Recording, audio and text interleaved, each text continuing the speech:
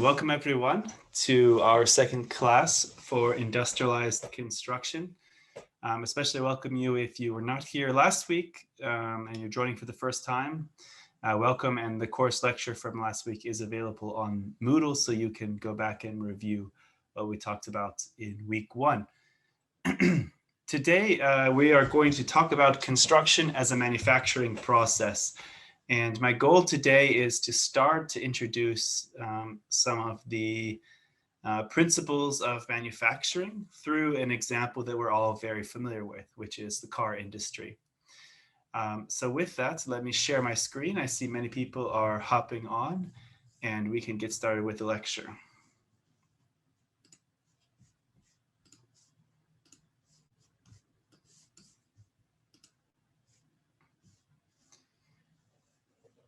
All right, so we're talking about construction as a manufacturing process, and we'll use the car industry as a point of reference, as you also saw in the pre-reading beforehand, to think about how the automotive industry is similar or different from the house building industry.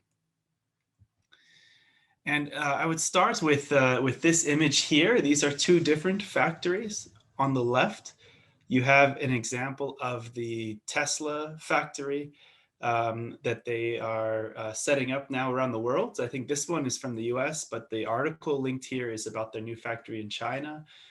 Of course, we hear a lot about the Gigafactory in Berlin, and you saw in the pre-reading or the pre-work, we also had the example of the Gigafactory Berlin, which I thought was interesting because it's an advanced factory, and it's also notable for being one of the most rapid applications of construction for a factory based on the use of prefabrication and offsite that people are talking about today. And on the right is an image from a company that we'll talk about later in the class called Catera, and this is their industrialized building product line. So the question is, are these two things synonymous? Should we think about construction as a manufacturing process? And what are the limitations or opportunities for us to do so? This will be the main thing that we'll talk about in today's class, and I think it's a helpful way of getting into this topic of industrialized construction and thinking about construction in this way. Oh, sorry, I didn't have these up here. So this is the Tesla factory in Northern California, United States, and not far away is the Catera factory, which is a new factory nearby in California. But it's also interesting to note how the car industry is becoming more and more interested in the construction industry. So this is an example I used in my class last year from 2020. It was very breaking news at that point that Porsche Consulting, with a long history of thinking about manufacturing and lean manufacturing, was working with the construction industry to advise on industrialized factories. And so Porsche was working with a company called Admares to break ground on developing a new modular assembly line. We'll see later that there are a lot of examples of these kind of collaborative endeavors going on right now. But I think it's interesting to see how companies with a history in cars are now also looking to the construction industry as a maybe new ground for them to apply some of their ideas. But maybe before we go too far into this topic, I'd like for you to spend some time discussing this or thinking about this. So what we're going to do is we're going to set up some breakout groups. I said 3, but I think I'll make it 3 or 4. So probably 3 or 4 people. And I would like for you to discuss in your groups from the pre-work, from the reading, a comparison between housing and car production. So there's a couple of different ways you can think about this. First is you can respond to the paper that we read, the Gann paper, 1996 here, and kind of what did David Gann, who was the author, say about this back then, over 20 years ago? And then you could ask, do you agree or disagree with these points? And maybe are there additional similarities or differences? That paper was written a long time ago, so now we have a world of, IoT, internet, industry 4.0, more robotics around.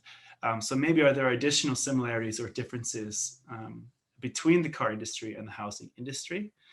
And finally, I'd like you in your groups to plot your answers all on the same class Jamboard. So I've set up a Jamboard here. All right, so welcome back, everyone. I hope you had an interesting discussion. I see from the Jamboard here we had quite a number of answers. I just took a quick screenshot and added to my PowerPoint presentation. And I saw a lot of really interesting thoughts and ideas, and we just don't have time to cover all of them. In fact, I would argue that a lot of these things we will cover throughout the entire class. But I saw a lot of interesting things, including this one, the tight bond between the company and the suppliers, or here a similar idea is a short or optimized supply chain, and that they tend to be vertically and horizontally integrated. That's something we're going to definitely talk about. We talked about customization, automation, and as you get over here, you talk about housing needing to be on site, some complex regulatory issues, more customized, maybe more complicated in the supply chain. So you've hit on a lot of the high level topics that I think are a very helpful starting point.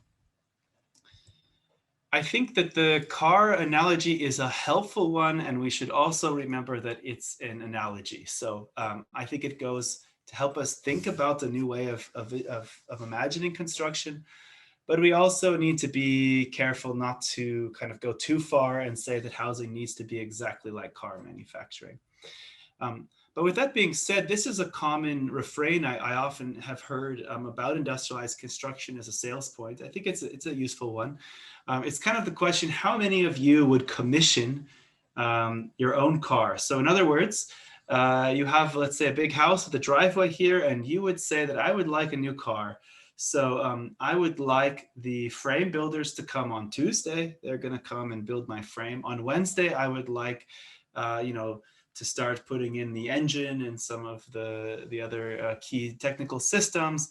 On Thursday, let's do the wheels, and on Friday, I'd like you to come to my driveway and do the interior fit out, right? Most of us would say that is not the kind of precision and quality that we want in our cars. We expect our cars to be made in a factory. So then the question is, why do we do the same thing for our housing? And of course, we know there are some good reasons, such as the site and other restraints. But it is a helpful way to think about how we can conceptualize construction as a manufacturing process. It wasn't always this way in the car building industry. In fact, cars used to be built in very much the same way that we build today for construction. In other words, and this is from Panhard, one of the very first cars ever built, or first car companies in Paris. And these cars were built customized. They were built through a craft production process. And so what craft production means, and how automotive manufacturing began, is that you have a highly skilled workforce. So the skilled force can really do anything that's needed.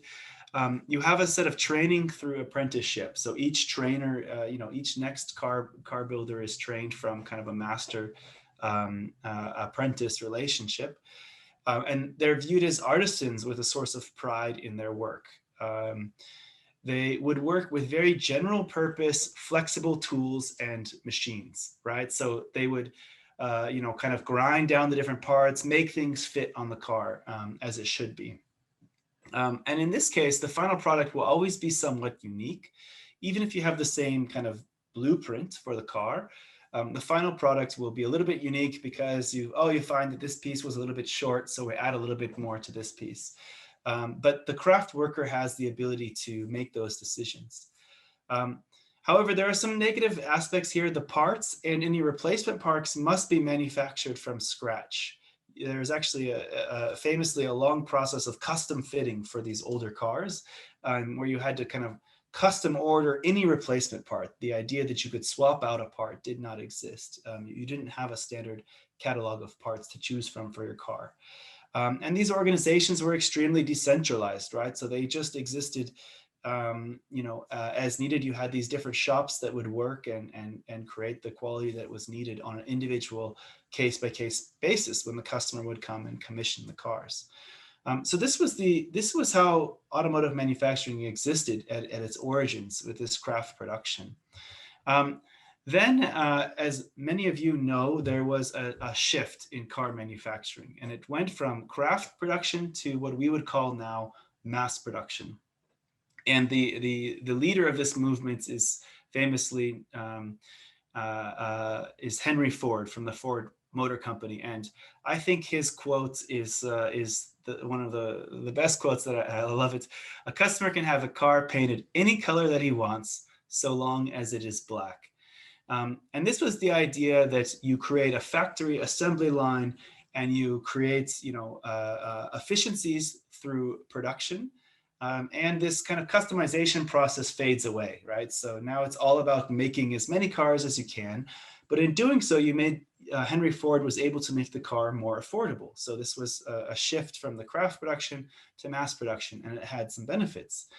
And, a couple of shifts that happen when you go from governing and administering the process as a craft versus a bureaucracy or through a factory. In the craft processes, all the functions are completed by the people on the job with their own kind of empirical lore. That's a really fancy word to say, their own internal minds and decisions about defining what needs to be done. So the people on the job are kind of defining the functions and the processes. In mass production, the product and the processes are no longer created by the people working on the line, but are created usually by managers who will define the overall process, and the people on the line then implement these defined processes and products. And here's a couple of pictures of the Ford assembly line. So you see here on the left, you have these cars and these workers, and the line moves down the middle, and the workers stay here. And here's another example of near completion of the model. I think that's the Model T. And so, why did mass production succeed in the car industry? Contrary to most people's belief, it was not the assembly line, and especially it was not the assembly line alone that was what enabled the mass production to succeed. But instead, it's suggested that the complete and consistent interchangeability of parts and the simplicity of attaching them to each other is really the genius behind the Ford production system and other modern mass production systems. It's the idea that you standardize the parts and the interfaces between the parts so that they fit together well. And then, therefore, you have interchangeable parts, you have much more simplistic parts, and the parts can be eased together for attachment much more easily than in the past, when they would have to kind of go in and kind of tap or cut the final pieces of metal to make it all fit together, right? So that's why mass production succeeded in the automotive industry. And you could begin to wonder about in construction, right? Well, we don't really have interchangeable parts. Our parts are not necessarily simple or easy to attach to each other. And you might be wondering, well, what kind of industry is construction? Traditional construction is a craft-based industry. It's based on these craft and artisan workers. So that's the type of industry that as it is today. But we're not done talking about the journey of the automotive industry, because we actually have seen another two shifts in how automotive thinks about production. So the next jump was from mass production to lean production. And those of you in my lean class in the autumn know a bit about lean. We're not going to talk a lot about lean, other than just say it's a way of thinking about organizing your production systems. This is a very famous book about the machine that changed the world.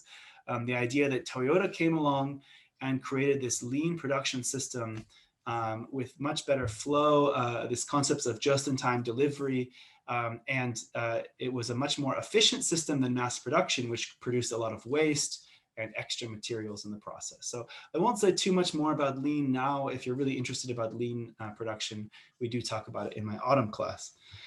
But basically what happened is that you started to have teams of multi-skilled workers at all levels. So that it started to create more skills for these factory workers instead of just kind of a cog in the wheel, as you say, or just a person on the machine line. You also began to see the creation of highly flexible automated machines so that they had high volume, but also higher variety. So the machines could do a little bit more than just one task. I mentioned this idea of just-in-time delivery of the supply chain. So instead of building as many wheels as you can and having to inventory them somewhere, you started to deliver the wheels only when they were needed in the production line. So you had this just-in-time process. And overall, it strives for elimination of waste. So less labor, less inventory, and less rework and mistakes. All right, and now I would say where we are today with the car industry is this idea of mass customization. And we're going to talk about mass customization and its application to housing as well. But these are two configurators, what I would call, in the car industry. So what you do is you go online and you visualize the car you want to buy, and you pick out a lot of the customized things that you want. So you change the color, or in the bottom video, you kind of change the interior, so you're picking out the finishes you want. If you want leather seats, if you want different setups for your car.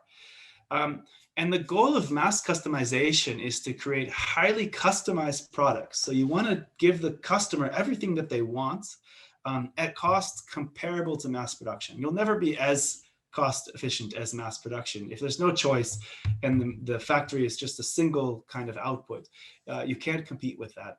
But you can get close by using smart ways of customization. And so that's kind of the next step in the car industry and this paradigm of agile production and mass customization where we stand today. And so this was a very helpful diagram, I think, to think about the car journey. And then we're going to use it as a basis to talk about the house building industry. If you start here on the y-axis is the product variety, right? So a high level of product variety means that you can really change the product as you wish. And a low means it's kind of like the Model T in black, like you just get one choice, right? And then on the x-axis is the level of defects or rework. So how often do you have to fix or change the product because it's not quite precise enough or not working as well as you wished, right? So if you think about craft production with the car industry, we started here. And then we moved towards mass production. So now you have very low variety, but the goal was that you had less defects and rework. So it's a more efficient system, more cost effective. Then with the advent of Toyota and lean production, we start to see a little bit more variety. The machines are a little bit more variable. And also we see an improvement with less defects and less problems with the production system. And then finally, the goal now seems to be going towards this agile production or mass customization. So we've returned to high product variety and we want low defects or rework because we have very advanced manufacturing systems. So this is the process of the car industry. And then the question is, where are we? So if I would say that the car production is here, right? So they're moving from lean to more agile production. That's the status of car production. If we would think about house building, many people that argue for offsite or industrialization of construction kind of say we need to move from craft production to mass production here. And I say that's a big no-no. I'm not so interested in just making every house black, as we saw with the Model T. Instead, I think we have a real opportunity to kind of leapfrog and think about maybe lean production, but even better would be to think, how do we go from craft production to more agile production in the house building industry? And so later in the class, you'll hear us talk about configuration and kit of parts and mass customization. And that's all aimed towards this idea of agile production in the house building and in the construction industry, not just housing, but in the construction industry. All right, so a couple other points about the reading and just thinking about industrialized housing industry. I mentioned last week that Japan has had a very successful history of housing, and as you read about these 4 big housing companies. I know for myself, I was always surprised to find out that Toyota had their own housing branch and had been running it for decades to deliver fabricated housing. And last year we had Daiwa House come and give a guest lecture right before the pandemic. It was really fascinating to hear from their, I think he was the CTO, how they were approaching and thinking about industrialization moving forward in the future. But the Japanese housing industry, as we saw in the paper, it continued to gain more share of the housing industry. And so here you see kind of over time, as they see more, this black line is total prefabricated share of the market. In fact, it's gained even more share, although overall the Japanese housing industry is declining because they are having a population decline. So there's actually less housing being built because there's a lower population. But I have heard that the industry still retains and is slightly growing in its housing applications. So this is looking at the total prefabricated housing industry in Japan and was making a comparison to the UK here below. So you see a much greater volume happening in Japan than you would see in somewhere like the UK. And then the most interesting thing for me as well is that the Japanese house builders in the recent 2 or 3 years have been making their move into international space. So what they're now saying is that we know a lot about industrialized housing, so we want to partner with some local companies in new markets and bring our expertise to these companies. So we saw something with Sekisui House about 2 years ago, where they made an agreement to work and to build a large village, a large new housing development in the UK. And I saw just a few weeks ago that Daiwa House then set up a new UK arm. So they're partnering with Japan, or they're partnering with a UK builder to bring their knowledge about industrialized housing to the UK. So the Japanese industry right now, I think, is looking at the global movement towards more offsite construction and trying to find ways to leverage their expertise into the market. Finally, I think it's another interesting thing to think about the other possible comparatives, right? So housing is one way, or car manufacturing is one way to think about a comparison for a future industrialized state of construction. Another one that I find very helpful is to think about airlines. And here's a picture. I forget if this is Boeing or Airbus, but here's a picture of the construction of a fleet of airplanes, right? So you could think about the similarities between the airline industry and the construction industry. And there are also some helpful parallels if you do this. They have to deal with this large thing that can't just be moved. So then in many cases, you have to think about how do you integrate these different systems? How do you prefabricate appropriately? What does the production line look like with such a large hangar? A lot of these similar questions. I did a bit of work on this a long time ago, and I wanted to share what I found is really interesting when you make this comparison. So this was back in 2014. We were trying to learn from aerospace for this industrialization of construction.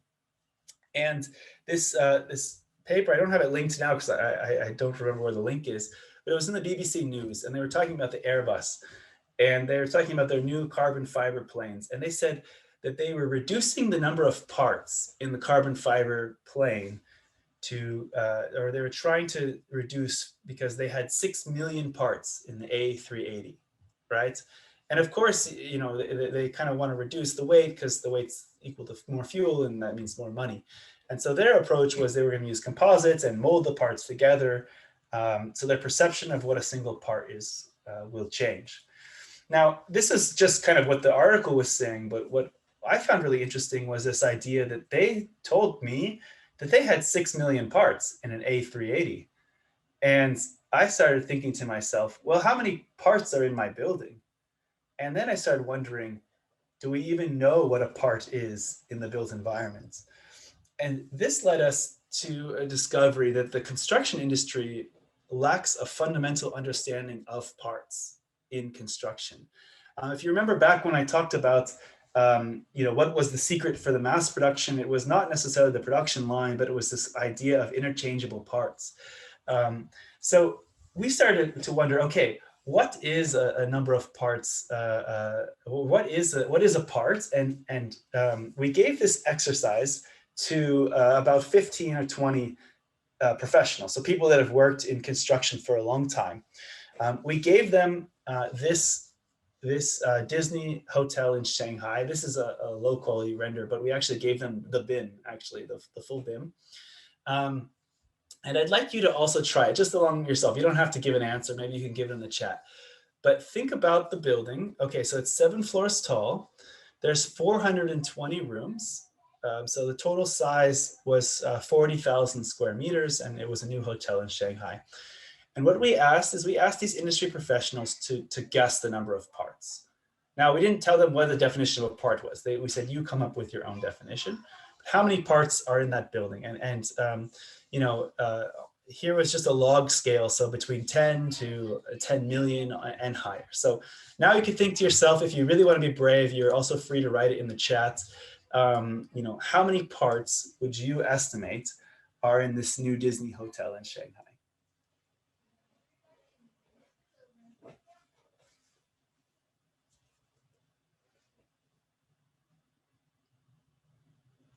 I promise that you can't do worse than the industry professionals, so please give a guess.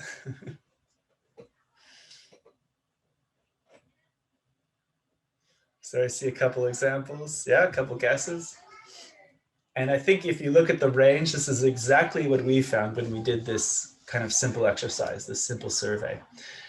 So I can't remember the total number, but we had to plot it on the log scale because the answers were so diverse. So these were the range of answers from anywhere between around the 5 to 700 range, all the way up to under, like, it was something like 700 million or something like this. So this just further emphasized the idea that we have no concept of what a part is in construction. We have no clear definition, and we have no understanding of parts in construction. We also had a BIM, as I mentioned, and that BIM, that building information model, it had 110,000 instances or components in the model. And so you could say that would be the answer, but at the same time, the way that if you know BIM and Rev, it's going to model a wall as a single component, but that wall is made out of multiple pieces of concrete or rebar or wood. So how many parts does that equal? We actually went through, and that's not the point here, but we tried to give an exercise to estimate with our own definition. And we said that it would have something between 3.2 to 4.6 million parts. But that's not the main takeaway. The bigger takeaway is that we just have no consistent definition of parts. And further emphasis was we asked people then at the end to give us what they thought a part was. How would you define a part? And the answers was all the way from a combination of systems, all the way through kind of like the logic level for which a piece of design construction data is irreducible and unique. So we're going to talk about parts in this class because a key part of industrialization is a definition of parts and thinking about how these parts fit together in the new kind of architecture that exists for industrialization.